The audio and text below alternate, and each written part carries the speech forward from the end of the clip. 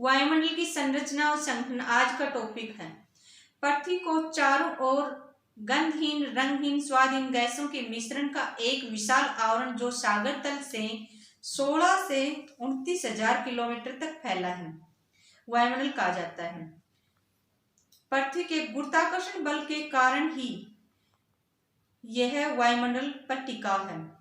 स्टोलर के अनुसार वायुमंडल का 97% भाग 29 किलोमीटर की ऊंचाई तक है।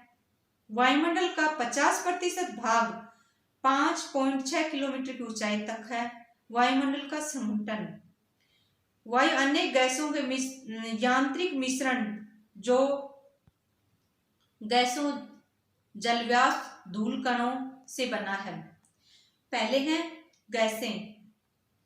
सबसे ज्यादा नाइट्रोजन जो वायुमंडल में पाई जाती है, oxygen, argon, carbon dioxide. Nitrogen 78%, oxygen 21%, argon 0.93%, carbon dioxide 0.03%, neon, helium, ozone, hydrogen, methane, krypton, xenon सबसे कम। स्थिर गैसें नाइट्रोजन, ऑक्सीजन, आर्गन 80 किलोमीटर की ऊंचाई तक निचले वायुमंडल में स्थिर गैसों का प्रतिशत स्थिर है। नाइट्रोजन की उपस्थिति के कारण ही वायुदाब, पवनों की शक्ति तथा प्रकाश के परावर्तन का अभ्यास, इसी गैस का कोई रंग, गंध, स्वाद नहीं होता, सरलता से अन्य पदार्थों के साथ ही रासायनिक संयोग नहीं करता, परंतु मृदा स्थिर रहता है। शैवाल आदि प्रजातियां मृदा में स्थिरीकरण करती हैं। ऑक्सीजन को तंतु करके प्रज्वलन को नियंत्रित करती हैं। ऑक्सीजन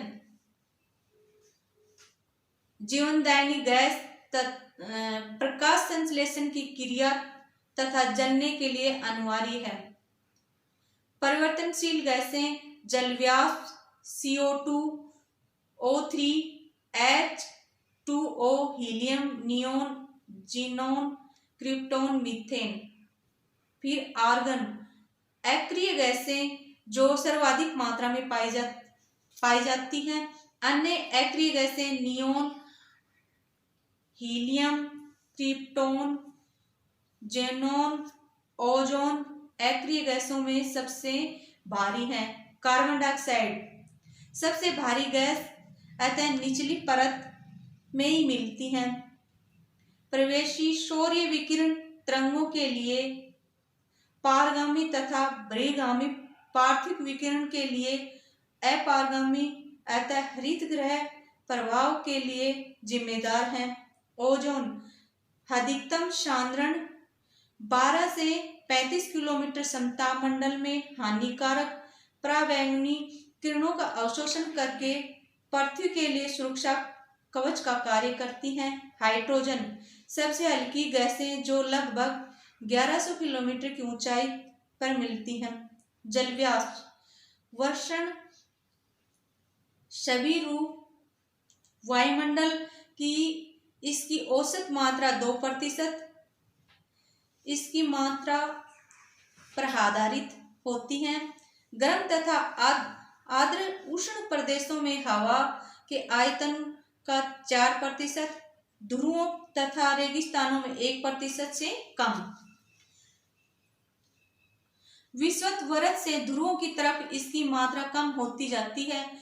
संपूर्ण जल वाष्प का 90% भाग 8 किलोमीटर तक पाया जाता है। वायुमंडल में समस्त जल वाष्प का 0.01% भाग सुरक्षित रहता है। ऊंचाई के साथ जल वाष्प कम होता है। पृथ्वी द्वारा विकृत ऊष्मा को संजो कर रखता है तथा सूर्य से आने वाली सूर्य ताप के कुछ भाग को अवशोषित कर लेता है। इस प्रकार यह कम्बल की भांति कार्य करती है।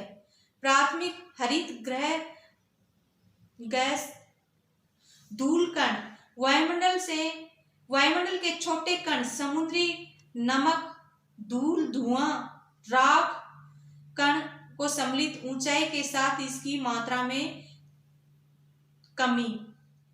धूल, धुआं, जलवाष्प को आकृष्ट करने के कारण आर्द्रताग्राही नाभिक का कार्य करती है, जिसके चारों ओर संघनन के कारण जल, शिखर, कोहरा, बादल आदि का निर्माण होता है। सूर्य से आने वाली किरणों में परिकिरण इन्हीं के कारण होता है, जिससे प्रकाश का नीला रंग सूर्य उदय तथा अस्त के समय लाल व नारंगी रंग गोधूली का बनना होता है।